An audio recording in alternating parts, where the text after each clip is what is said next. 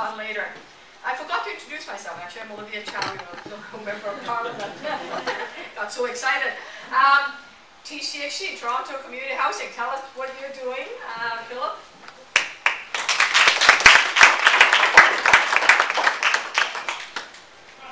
See how to go back to the technical assistant. Just go escape. There's no escape. Can you want to come and do this? Okay. There's an escape key. Thank you. Very good. All right. Okay, good evening, everybody. My name is Philip. I'm the Director of Smart Buildings and Energy Building. So people will wonder why we set up such a business unit called Smart Buildings. Because usually our buildings are not generally that smart. They come with interval electricity meters or house output gas meters. So we sometimes work in the dark. We do not know how much energy we consume. So it's very hard for us to manage our energy consumptions. So we're trying to make our current housing building a little bit smarter than before. First of all, who are we? We are one of the largest social housing providers. As a matter of fact, we are the largest in Canada. And we look after 58,000 housing units within the city. And we are the second largest in North America. And in terms of people, there are more than 160,000 people living in our unit. And I guess you're quite familiar with current housing. The housing itself was established back in 2002, where we merged all the previous legacy housing companies into one. So immediately we inherit a lot of older building, newer building. As you can see in the next slide, one of the biggest challenge for having a large portfolio, especially on the right-hand side, you can see most of our building, almost two-thirds of our building are high-rises. They are within the 35 to 39 years old. So you can imagine, as Derek had mentioned, a lot of our building have atmospheric boiler that should be replaced with a more energy-efficient boiler.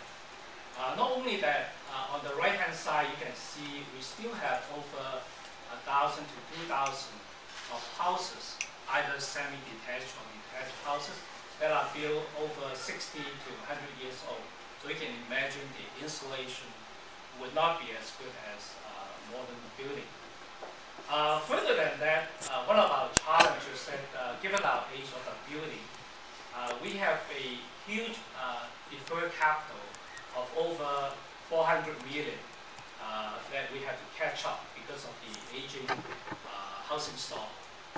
We have to replace boiler, replace rooftop make up air unit. Some of the windows need to be replaced as well. But given the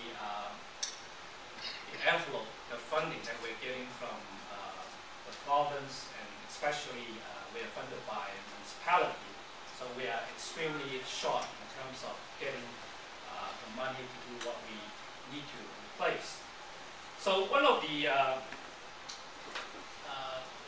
approach that we look at is to analyze how much electricity and gas we consume on a per year basis.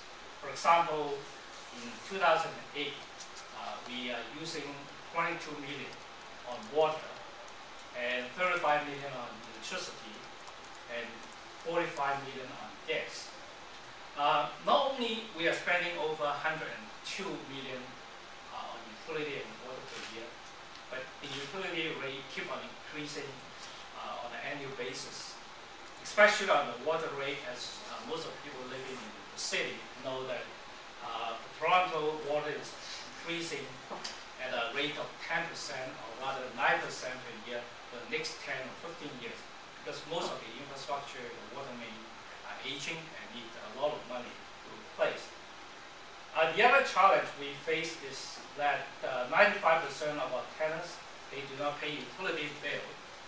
That means all the utility are included in the rent. So that presents to us one of the biggest challenges, because if they are not paying utility, how can we provide incentive and motivation for our residents to conserve energy? So about 4 years ago, one of our departing CEO, Derek Valentine, challenged me whether we can set a very ambitious goal of reducing greenhouse gas emission by 40% by year 2020 at the 2002 level. My instant response was that it's impossible, because we're short of money, and we're short of staff, and also we inherit aging properties. But nevertheless, I was taken on this challenge, and we start thinking around how we could embark on such a ambitious mission, not only reducing energy consumption, but at the same time reducing greenhouse gas emission. So the first step we take is to create or establish an energy information system. Essentially, we're trying to get a more understanding of how we spend on electricity, on gas, and water. Without this information, we're just groping in the dark. So we are investing in putting monitoring equipment, such as data logger, that can capture at a building level how much we consume on electricity, gas, and water, and then send it back to a central hub where we can do analysis.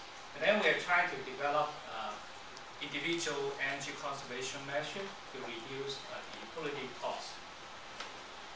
So the next step, we're trying to link all our 600 buildings, including townhouses, onto what we call enterprise energy management system. So with this system, we can do some kind of benchmarking. These are the individual buildings that when we know which building consume the highest water, gas, and electricity. So it gives us some kind of a target. When we have enough money, then we can select those buildings that consume the highest, and then try to do what Derek recommends, is to do an energy audit, and then we come up with different measures, and then we try to bring down the consumptions, and therefore we have enough energy saving, and then we can either use our equity or we borrow money, as long as the payback within a reasonable range. Monitoring consumptions in real time also had an added advantage that we can do a quick correction. For example, in a typical household, we only receive our bill every month or every 2 months.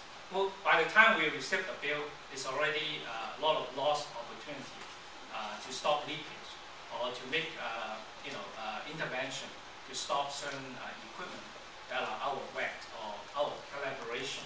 So the real-time information are really powerful, not only to stop that kind of wastage, but also it helps us to work with, for example, hydro on a demand response basis. So I don't want to go into the detail, but there are a lot of advantages for getting real-time consumption data.